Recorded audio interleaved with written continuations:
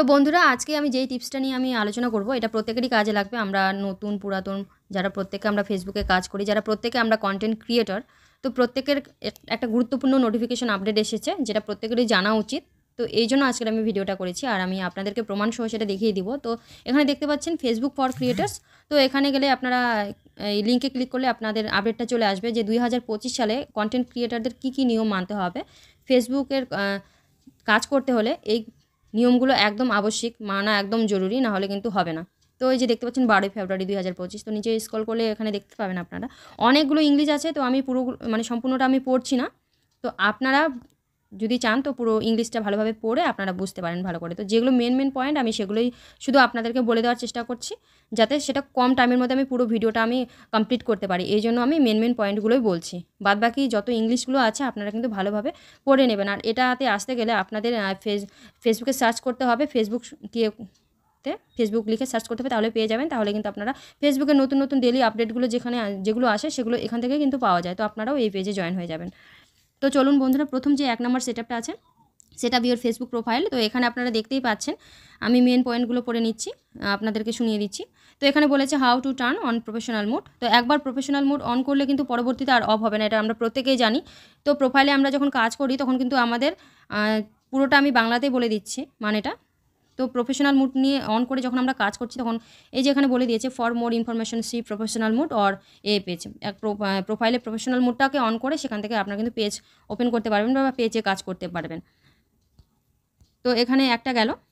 দ্বিতীয় নাম্বার যেই কি এটা আসছে থেকে 3 মানে 2 থেকে 3 টাইমস, মানে 2 থেকে 3 টাইমস পার ডে আপনাদের রিলস আপলোড করতে হবে। আর সেই রিলসগুলো কিন্তু 90 সেকেন্ডের মধ্যে হতে হবে। 90 সেকেন্ডের মধ্যে হতে হবে। আমি দেখিয়ে দিচ্ছি, যেখানে লেখা আছে Facebook offers different content format including reels for videos up to 19 seconds. তো এখানে দেখতে পাচ্ছেন আপনারা 19 সেকেন্ডসের মধ্যে। অনেকে মনে করে যে না 10-12টা রিলস আপলোড করলে হবে, কিন্তু না, ফেসবুক এখানে কিন্তু একদম পুরো ক্লিয়ার করে লিখে দিয়েছে যে 2-3 টাইম, মানে 2 থেকে 3টা রিলস আপনাদের ডেলি আপলোড করলে কিন্তু হয়ে যাবে। তার সাথে আপনাদের কী করতে হবে সেটাও কিন্তু ফেসবুক বলে দিয়েছে। Video for content long than 90 seconds live photos and text post to help you express yourself content with new audiences and earn money on your own terms. তো এখানে কিন্তু ফেসবুক বলেই দিয়েছে তার সাথে কী করতে হবে, টেক্সট করতে হবে, ফটো পোস্ট করতে হবে, লাইভ করতে হবে। রেগুলারলি না হলেও আপনাদের টাইম মেনটেন করে করতে হবে। আর প্রতিদিনই 2 থেকে 3টা আপনাদের রিলস আপলোড করতে হবে। তো এরকম গাইডগুলো মেনে আপনারা কিন্তু কাজ করবেন প্রতিটা কন্টেন্ট ক্রিয়েটারের উদ্দেশ্যে আমি বলছি। 3 নম্বরটা আপনারা দেখে নিন, make the most of your content with Facebook tools. মানে আপনারা যে প্রফেশনাল ড্যাশবোর্ডটা অন করছেন তখন যে আপনারা কাজ করছেন, তো কিছু টুলস নিয়ে কিন্তু আপনারা কাজ করতে পারেন।